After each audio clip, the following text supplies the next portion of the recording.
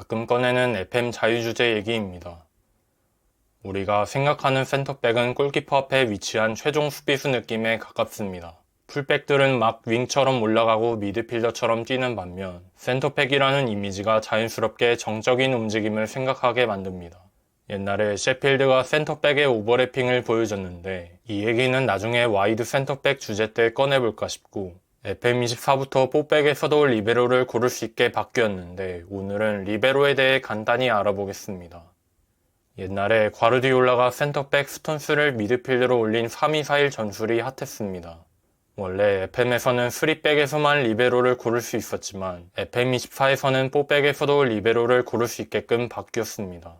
볼스유 시에는 미드필드로 한 칸 올라가면서 마치 미드필더처럼 뛰는 모습을 보여주는데 수비 땐 원래 자리로 돌아오는 특징이 있었습니다. 센터백과 미드필더를 오가는 느낌으로 리베로를 이해할 수 있겠습니다. 일명 스턴스롤로 불렸던 그림을 게임에서는 리베로로 옮겼다고 보면 되겠습니다. 센터백이 제자리만 지키지 않고 미드필드로 올라가 뛰는 플레이도 섞을 수 있고 최후방에 한 명만 남겨놓고 더 몰아붙일 수도 있기 때문에 센터백의 전진이 꼭 나쁜 건 아닙니다. 하지만 아무나 소화할 수 있는 역할은 아니라는 생각이 들어서 센터백의 개인 기량과 팀의 밸런스를 따져가며 리베로 기용 여부를 고민해야겠습니다. 센터백을 위로 올린다만 보면 3백의 와이드 센터백도 고려할 수 있는데 오늘 주제는 리베로니까 사실상 미드필더처럼 쓰는 느낌으로 생각해야 했습니다. 미드필더 같은 센터백을 생각했을 때 멀티 자원을 포변시켜서 쓰는 것도 괜찮겠고 리베로를 위로 올리면서 다른 미드필더를 공격적으로 쓰는 것도 가능했기 때문에 다양한 전술을 생각할 수 있습니다. 리베로를 기용할 때 위로 올려서 어떤 식으로 쓸지, 주변 동료들은 또 어떤 식으로 활용할지 같이 묶어서 생각하면 편합니다. 미드필더 같은 센터백과 센터백 같은 미드필더로 표현하면 리베로와 하프백이 비슷해 보이는 느낌이 듭니다. 볼 소유 시에 리베로는 미드필드로 올라가면서 하프백은 센터백으로 내려오는 특징이 있는데 수비 땐 리베로, 하프백 모두 원래 자리로 돌아갔기 때문에 수비까지 묶어서 보면 각자의 시작 위치가 다르다는 차이점이 있음을 알 수 있었습니다.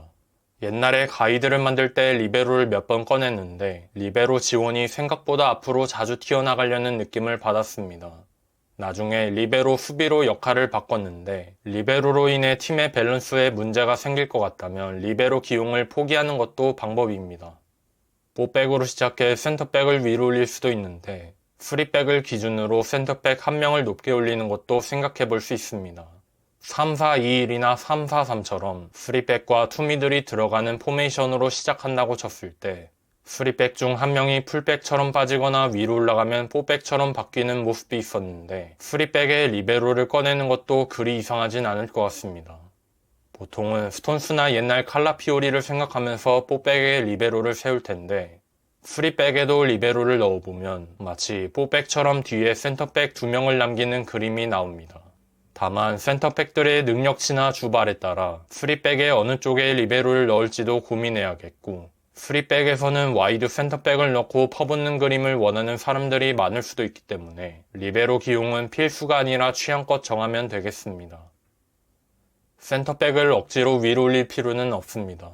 선수발이 받쳐주는 강팀이라면 어떤 역할로 세우든 선수들이 알아서 해주는데 약팀의 경우에는 어설프게 올렸다가 뒷공간이 뚫릴 수도 있어서 그냥 멀쩡한 미드필더를 쓰는 게 리베로보다 더 나을 수도 있습니다.